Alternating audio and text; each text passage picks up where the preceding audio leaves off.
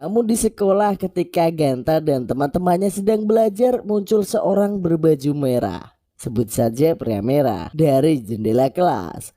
Zanta kaget karena kelasnya berada di lantai 3. Namun tiba-tiba pria merah tersebut menyerang kelas Genta dan mengakibatkan semua temannya mati kecuali dirinya sendiri. Pria merah tersebut lantas menanamkan sebongkah batu di dada Genta. Ketika Genta sadar, dirinya langsung difitnah karena tuduhan membunuh teman-teman sekelasnya. Genta lantas dijatuhi hukuman mati. Namun dirinya dibawa terlebih dahulu ke Deadman. Ia harus bertemu masalah yang tak terduga. Apalagi ia adalah seorang tahanan spesial yang diharuskan ikut permainan spesial yang hanya tahanan rahasia saja yang boleh ikut. Permainan ini bernama Carnival Corps, di mana hanya Deadman lah yang boleh mengikutinya. Wah, lumayan panjang banget juga sinopsisnya. Untuk lebih detailnya lagi, mari kita nikmati alur ceritanya. Berkisah tentang Igarashi Genta yang tak menyangka dalam sehari bisa menjadi tersangka pembunuhan teman satu kelasnya berjumlah 29 orang. Penasaran kan kisahnya seperti apa?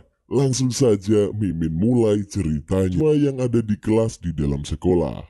Di antara para siswa itu ada Genta yang lagi duduk di bangku sambil nonton HP melihat acara Deadman Wonderland. Tak lama kemudian Mimi datang menyapa. Ia menanyakan kenapa Kamatsu belum datang. Genta menjawab tak tahu. Mimi bertanya lagi apa yang dilihatnya. Genta menjawab ia melihat tentang penjara yang akan mereka kunjungi. Mimi berkata ingin melihatnya soalnya itu mirip taman bermain. Emakatsu baru datang mengomel karena ia ditinggal oleh Genta. Abis Emakatsu susah bangun sih, celoteh Genta. Mimi memperingati mereka yang suka main game hingga lupa waktu. Bel berbunyi menandakan jam sekolah dimulai. Para siswa kembali ke kursi masing-masing. Terdengar dari luar suara nyanyian yang terdengar familiar. Dari jendela Genta melihat seorang lelaki berkostum merah terbang di dekat jendela. Ia bingung kenapa bisa terbang sementara ini lantai 3. Semua siswa panik dan pria merah mulai menyerang ke dalam kelas. Kaca jendela pecah, pria merah itu masuk ke kelas dan membantai semua murid hingga mati. Kelas tersebut menjadi lautan mayat. Saat terbangun Genta melihat sekeliling dan melihat Mimi, tapi cuma kepala doang. Pria itu memegang kepala Mimi dan melemparnya. Pria merah itu mendatangi Genta dan menembakkan batu merah di dada Genta hingga ia tak sadarkan diri. Saat ia sadar ternyata Genta berada di rumah sakit. Polisi datang dan ingin menangkapnya.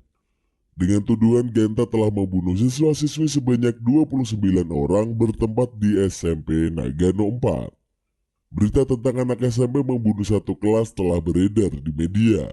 Seorang laki-laki bernama Tamaki dari kantor penahan umum mengatakan akan membela Genta jikalau ia menurut. Saat di jalan menuju tempat panahan, Genta mengatakan tentang pria merah yang melakukannya.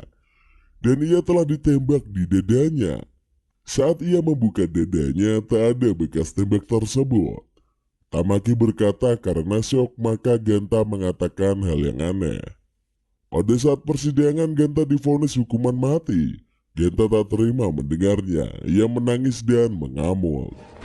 Orang tua korban marah dan memukuli Genta. Begitu juga dengan ayah Mimi yang sangat marah melihat Genta. Ia memukulinya dan berkata kenapa dia tega membunuhnya. Genta terjatuh dan HP-nya tiba-tiba hidup, menayangkan rekaman tentangnya yang mengakui pembunuhan itu. Orang tua korban sangat marah mengetahui hal tersebut. Penjaga melerainya, Genta telah dijebak oleh Tamaki dengan video palsu itu. Genta memanggilnya dan berharap dapat pertolongan dari Tamaki. Terdengar suara nyanyian dari Wonderland, ternyata seorang anak perempuan. Ia menyebut nama Genta seolah mengenalnya. Mobil polisi dalam perjalanan mengantarkan Genta ke Deadman Wonderland, tempat penjara pribadi milik Jepang. Kapten sipir penjara itu bernama Kapten Makina. Ia mengatakan Deadman Wonderland adalah milik pribadi dan beroperasi dengan peraturannya sendiri. Wonderland menghasilkan uang dengan pertunjukan dan atraksi yang dibintangi oleh para tahanan. Mereka diberi kalung yang dilengkapi dengan RFID, sengatan listrik GPS. Lelaki yang membawa barang tak sengaja menabrak Ganta dan mengembalikan tasnya. Makina mengatakan untuk mengembalikan barang yang telah dicurinya. Lelaki itu mengakuinya hingga Makina mensayat badannya dengan pedang. Makina terlihat sangat kejam dan tegas. Di kantor Makina dan Tamaki membahas tentang kematian Ganta yang akan dihukum mati. Dan Makina mengatakan akan merekayasa kematiannya menjadi kecelakaan sebelum ia dihukum mati. Ganta mengatakan besi di bahunya dan ia meletakkan kembali. Ganta melamun memikirkan tentang apa yang terjadi dalam hidupnya. Serasa ia ingin mati saja. Mendengar hal itu, perempuan berambut putih memukulnya dengan besi tapi Ganta mengelak. Perempuan itu bilang kepada Ganta kalau ia ingin mati. Tapi kenapa harus menghindar? Ia memegang dada Ganta dan berkata isi hatinya mengatakan kalau ia ingin hidup. Ternyata perempuan itu bernama Shiro. Ia mengatakan bahwa Shiro adalah teman Ganta. Ganta yang sedih mengungkapkan isi hatinya. Ia berkata tak pernah membunuh teman-temannya sambil menangis. Ada beberapa narapidana yang lagi bermain bola. Mereka menendang bola itu mengenai wajahnya Ganta. Lelaki itu mengolok-olok Ganta dengan menyudutkan sebagai pembunuh bermuka polos. Ia bertanya bagaimana perasaan Ganta yang akan mati sebentar lagi. Shiro marah mendengarnya dan ia mendorong lelaki tersebut lalu kemudian jatuh. Lelaki itu marah dan melawan Shiro tetapi ia menghindar. Tetapi lelaki itu memukul kepalanya dengan sekop. Tak terima Ganta marah dan mencoba melawan. Ganta alhasil dipukuli oleh mereka hingga babak belur. Di tempat lain Tuan Tamaki menertawakan Ganta yang telah menyebut pria merah. Jadi kau melihat cabang dosa dari Wedge Egg dan bertahan hidup? Tuan Tamaki berceloteh sendiri.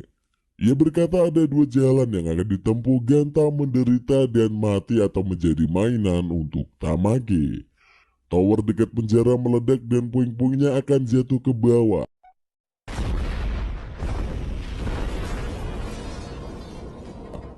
Batu cahaya dari dada Ganta keluar dan Ganta menahan bongkahan tower yang akan jatuh dengan kekuatan yang keluar dari tubuhnya.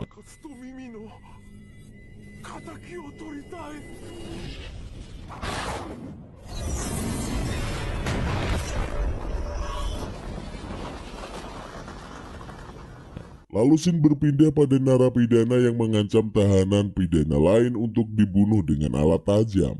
Ia mengancam akan membunuh kalau dia tidak diberi candy.